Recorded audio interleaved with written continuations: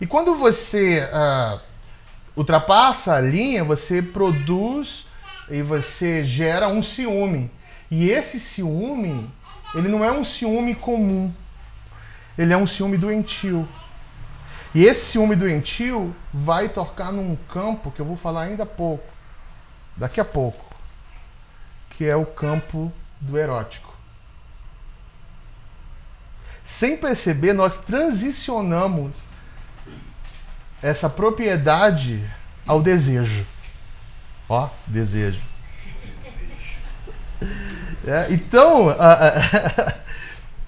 Então, já passou da linha da amizade. Então, eu começo com o Storge e os objetos e as pessoas estão no mesmo campo. Eu reivindico coisas, eu abraço, eu tomo conta, eu passo a ser dono da relação, eu traço as linhas limites e logo pessoas tornam-se propriedade de outras sem ter uma relação real. Faz sentido? Tá fazendo sentido isso? E na realidade esse é um dos fatores da doença das relações atuais.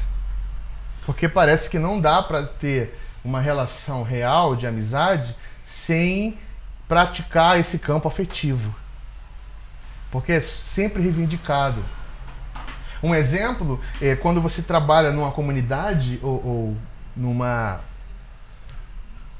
digamos, um grupo de pessoas, sempre vai ter alguém reivindicando a atenção mais que outros. Sempre vai ter. Falando, ó, você dá mais atenção para aquela pessoa. Se eu estou no mesmo lugar, no mesmo momento, você não pode ter uma amizade mais pessoal ou íntima com aquela pessoa. Ele reivindica a mesma coisa. E pessoas assim têm tendência a defenderem pelo primeiro olhar. Quem nunca falou assim, eu não fui com a cara daquela pessoa, eu sei, eu tenho um dom que no olhar eu descubro quem é. Então, não acontece isso? Fala assim, nossa, Deus me deu um dom que eu conheço pessoas que não prestam no primeiro olhar, né? Isso é algo realidade no nosso meio. E depois, parece que algo muda, porque quando você começa a se relacionar, aí muda a fala, nossa, eu não gostava de você. Mas eu vi que agora você é legal, uma pessoa muito legal. Já aconteceu isso com você?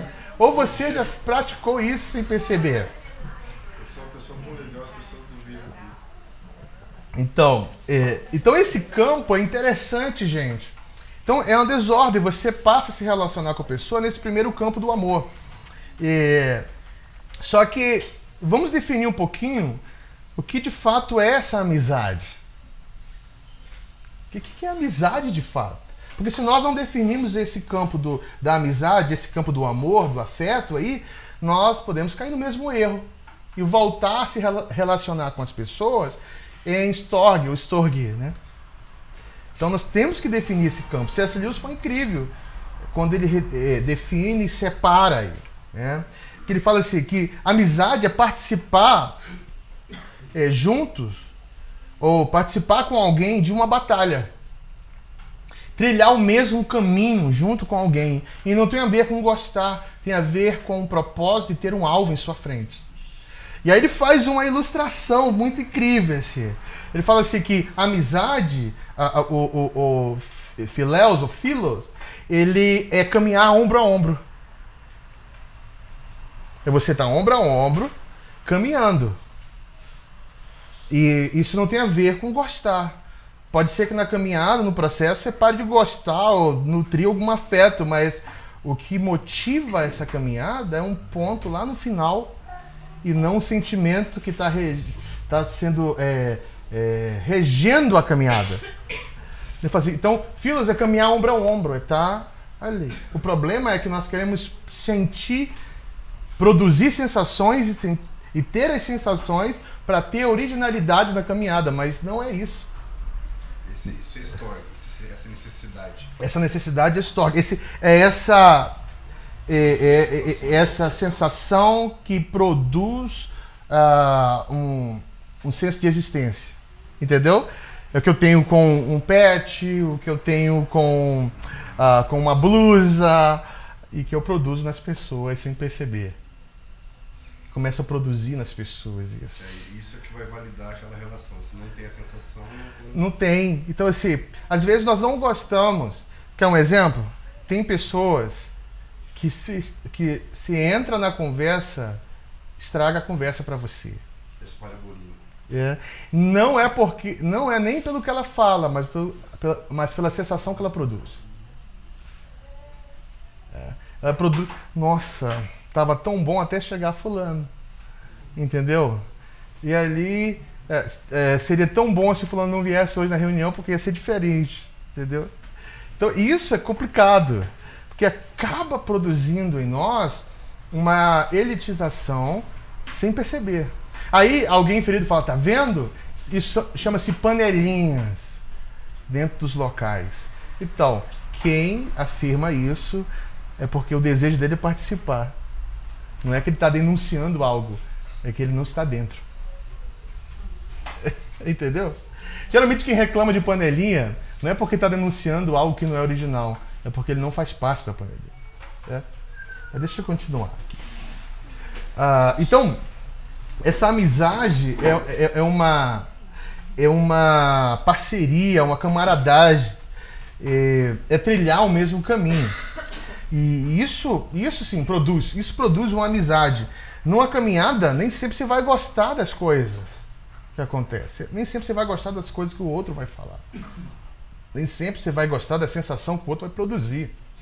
E a amizade, uma amizade verdadeira, ela pode ter, sei lá, por força do tempo, da circunstância, se separar, mas quando retorna, Lewis fala, retorna o mesmo. Como se não se tivesse separado. Porque está ombro a ombro, está caminhando para um alvo. Entendeu? E não depende da produção da sensação. É o que está à frente. Vocês já pararam para pensar que Jesus, lá em João 15:15, né? Ele fala assim, já não vos chamamos mais de servo, mas de amigo. Por quê? Ele faz uma afirmativa. Agora, vocês são meus amigos. Por que vocês são meus amigos? Porque meus amigos fazem o que eu ordeno. Então, na verdade, ele estava falando assim, vocês agora estão caminhando em direção a um alvo. E vocês se tornarão pessoas crescidas. E não alguém dependente da minha presença para dar direção. Entendeu? Por isso que ele fala, por isso que eu não vos chamo mais de servos, mas de amigos. Agora nós estamos ombro a ombro caminhando para um alvo. E vocês não estão caminhando comigo pela sensação que eu produzo em vocês. Vocês agora têm um alvo para prosseguir e caminhar. E não importa o que aconteça, vocês vão estar comigo. Porque agora nós temos uma amizade e não mais um produto das sensações. Né? Interessante isso, né, gente? Agora você vai ler isso diferente, né? Você vai ler esse versículo diferente. Então, essa é uma linguagem da questão da amizade neotestamentária, né? Que é um amor fraternal. Que o Lewis tinha esse amor e essa conexão com Tolkien, por exemplo. Eles tinham uma relação phileos ou phileus, né? Eles tinham essa relação. E tem um livro chamado O Dom da Amizade, que é bem interessante, que fala sobre a amizade do Colin Duris, fala sobre a amizade do Tolkien e do C.S. Lewis. Então, deixa eu continuar. Então, é importante fazer aqui essa distinção, porque muitas pessoas que vivem atrás de amigos, às vezes é uma carência afetiva. Você já percebeu que tem pessoas que têm amigos, mas eles vivem atrás de amigos? Porque aqueles que estão lado a lado, eles estão caminhando para um alvo. Ele quer alguém que produza sensação ou que vá suprir essa carência afetiva. Então ele está sempre procurando amigos. Não é suficiente o que ele tem. Né? Ele vai sempre olhar pela perspectiva da falta. E sempre quem está correndo atrás de amigos para suprir essa carência afetiva, ele está olhando as coisas pela falta e não pela provisão. Amigos são provisões, é provisão. Então, às vezes, nós corremos atrás disso. E para produzir, para ter suprir essa carência afetiva, né, no nível de Storge. Quer gostar, transferir para ter uma amizade sincera.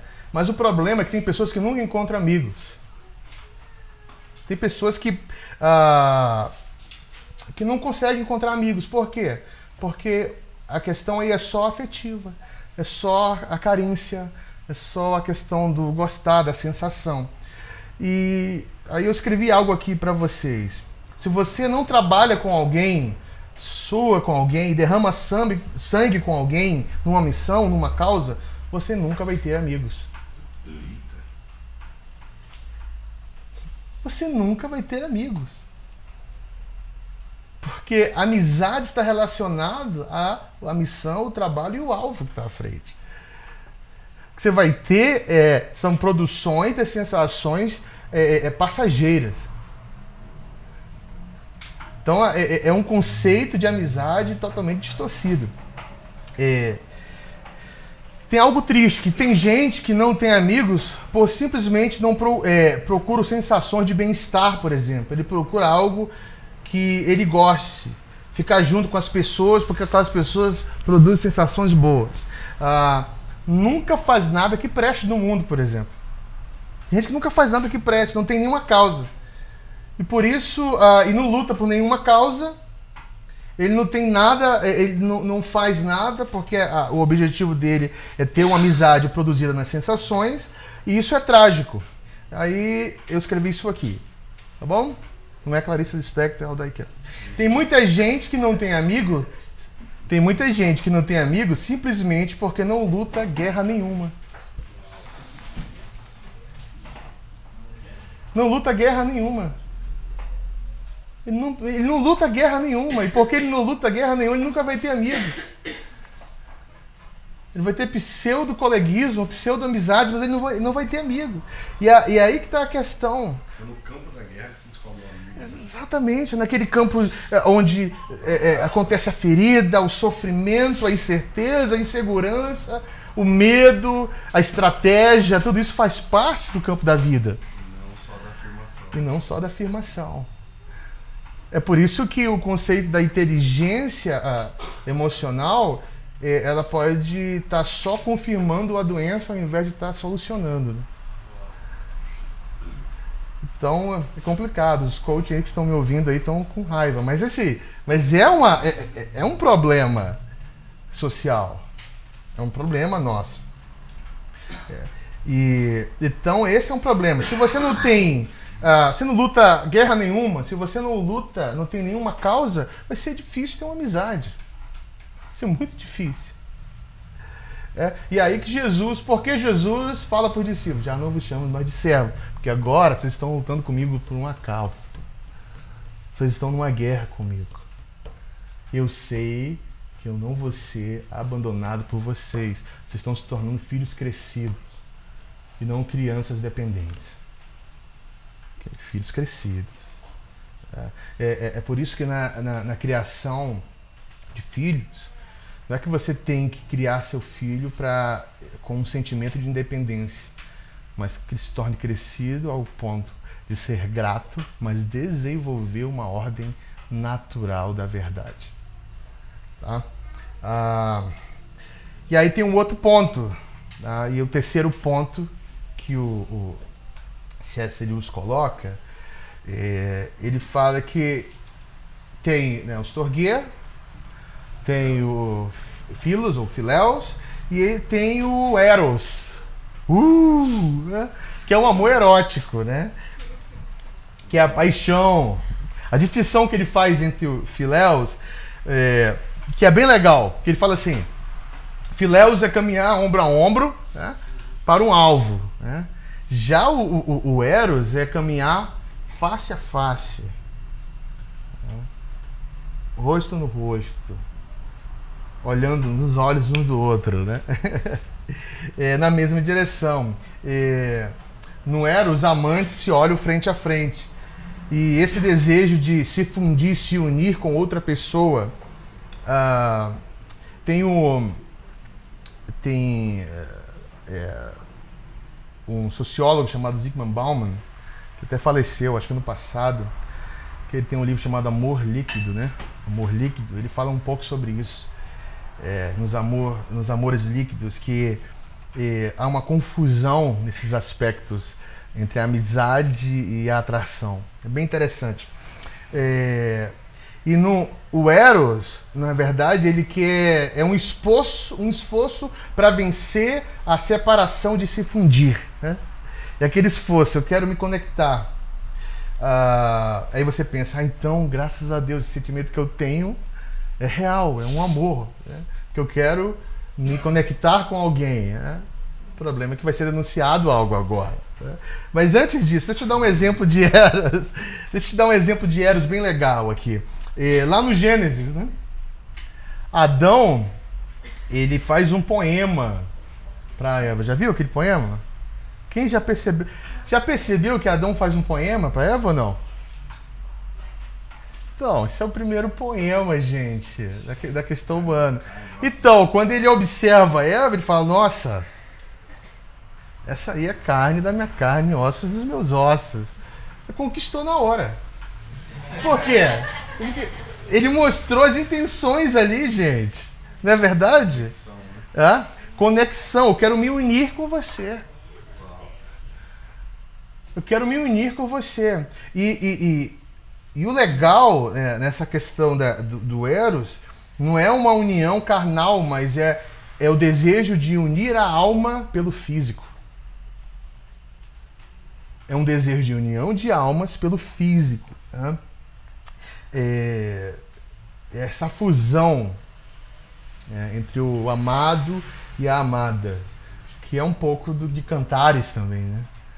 É um pouco de Cantares aí. Essa união entre a amada e o amado. Cantares é erótico.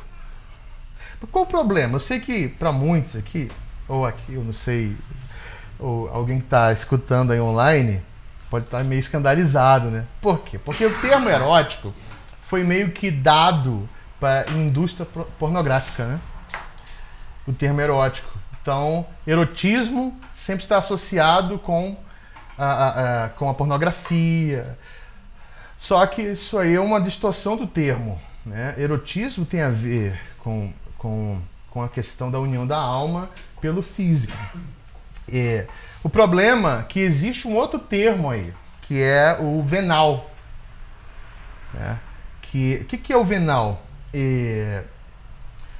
O venal, lógico que o erótico tem um pouco de venal aí, mas o venal vai além. Então o Eros, que é a união da alma por meio do corpo. Já o Eros, já o venal, que é a satisfação da alma pelo corpo. Então, te dar um exemplo aqui. Alguém que quer se unir para satisfazer um desejo e ele encontra os meios, a paixão e a atração. Aí ele fala assim, eu te amo, ele vai para a conquista. E a conquista não é a união da alma pelo corpo, a conquista é a satisfação. Esse é o ponto final. Ter a sensação, produzir algo e se satisfazer. E ele usa até meios comuns e reais e verdadeiros. Então, não é uma questão duradoura, é satisfazer. Então, a indústria pornográfica é venal. Porque é para produzir esse tipo de sensação. Entendeu? O problema é que nós entregamos isso de mão beijada, né? Quando se fala erótico, nossa, em alguns lugares falar erótico não fala esse palavrão, isso é terrível, não pode, né? Porque nós entregamos de mão beijada tudo isso. Então o venal é esse, é só uma questão carnal. Deixa eu te dar um exemplo disso. Um animal no cio, né? É algo venal. Ele quer só, né? Dá um exemplo, sei lá, tem um gato, um cachorro, ele tá no cio, ele tá com vontade, ele pega o primeiro banco pela frente, ou o primeiro ursinho e manda ver. Aconteceu, já viu isso? Aconteceu, Del? A primeira perna que passa, ele abraça. Não é verdade isso? A primeira perna que passa, ele abraça. E ele ali, e ele, nossa, ele ganha. Ele ganha. E ele ganha esse campo, né? Ele tá ali. Só que é engraçado que nas relações humanas isso acontece. Então tem gente que quer se relacionar, ele quer usar o venal como tentativa para dar certo. Explica mais. Isso que é um problema. Então ele quer se relacionar, ele usa meios corretos, como a paixão, que não é algo tão ruim assim, o toque, o desejo, a vontade, tudo isso são categorias reais e verdadeiras do homem. Só que o produto final dessa história é satisfação. A paixão está relacionada com o venal, então? Nem sempre. Mas ele pode utilizar a paixão para uma produção venal. Que é sempre utilizado, né?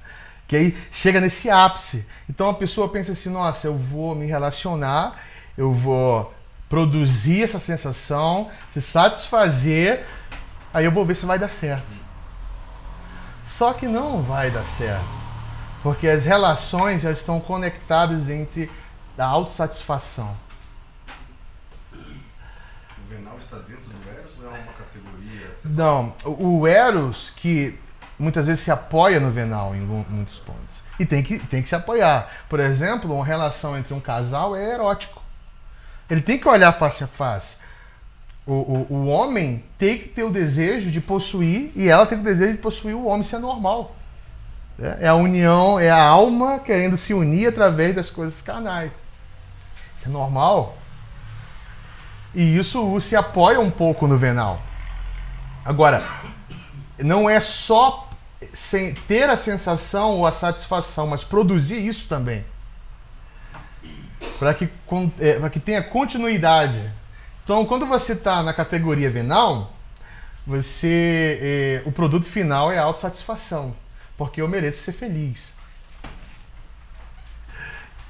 Eu também sou filho de Deus. Eu mereço isso, né? Então, eu me relaciono nessas categorias. E acabo ultrapassando um limite da moral. O limite da ética moral, sendo a questão do respeito e nos outros. No fim, sou eu mesmo. Sou eu mesmo. Não mais a conexão com o outro. É a autossatisfação.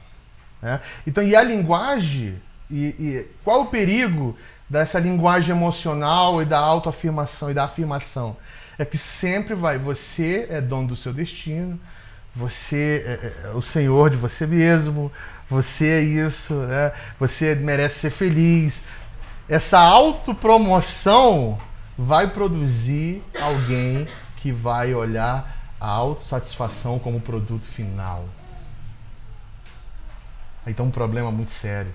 Mas numa relação pode acontecer essas transições e tem que ter cuidado. Às vezes pode começar corretamente no meio do caminho se tornar algo desse tipo. Então, o venal está muito ligado com a questão pornográfica de fato, né? É mais sobre a genitália, a transa, essas questões. E o erótico não. O erótico está relacionado aos pontos reais de ser humano.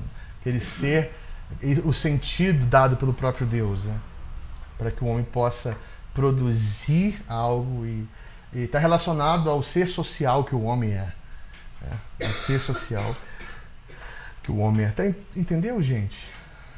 Até aqui, alguém tem alguma pergunta?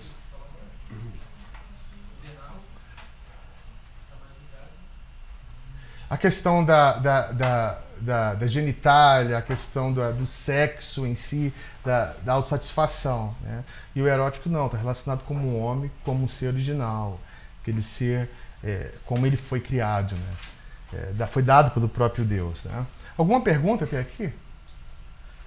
Você tem? Tem uma diferença entre afeto, emoção e sentimento?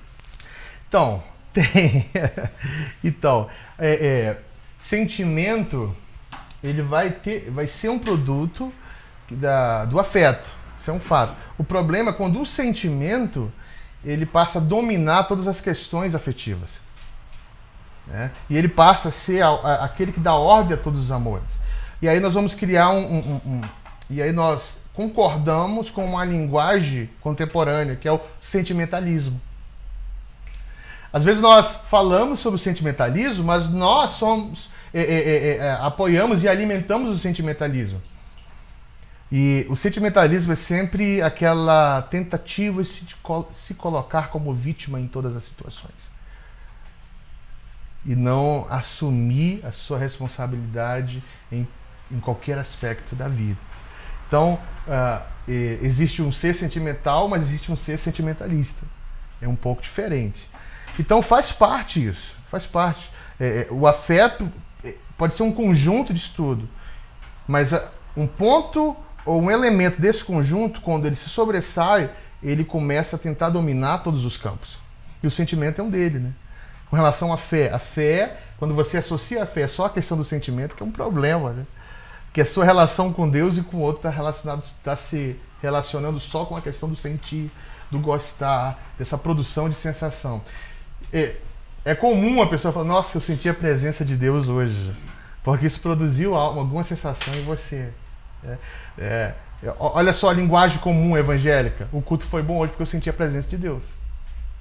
Não é normal isso, gente? Nossa, o louvor foi muito bom porque produziu alguma coisa em mim. Então, e aí geralmente eu vou ter que entrar em outro campo se eu for falar sobre isso, mas há uma batalha, né? Porque aquele que está caminhando pelo sentimento, pelas sensações, ele sempre vai ver a razão como um oposto inimigo. Né? A razão como um oposto inimigo. Sendo que a razão aí vai equilibrar toda essa questão do afeto e do sentir. Né? E aí que está a questão do culto racional. Né? E a adoração. A adoração é você reverenciar, se prostrar, independente do que é produzido em você. Você tem a consciência que está diante do Criador e Redentor, né? Com Deus. Então, isso na verdade, o sentido original disso é dádiva, né? É algo que é natural, o homem pode fazer isso. O problema é quando isso torna-se o sentido de todas as coisas que o homem faz. Então, por que a indústria cinematográfica trabalha para isso? Porque se eu produzo essa sensação, eu vou ter um resultado disso. Ou aquela pessoa se torna refém disso. É o convencimento. Exatamente. E a linguagem pop cinematográfica é essa. É o convencimento pelas sensações. Eu tenho que produzir alguma sensação. Gente, olha o culto.